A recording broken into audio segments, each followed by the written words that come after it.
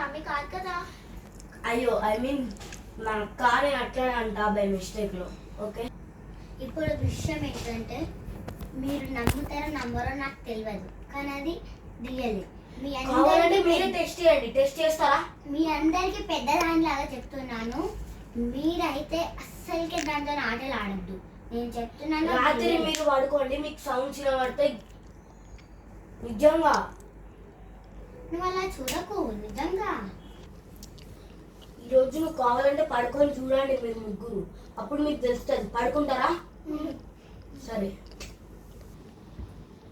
ఇక్కడ 6 మెంబర్స్ ఉన్నారు కదా, ఎలా పడతాం? అదేంటి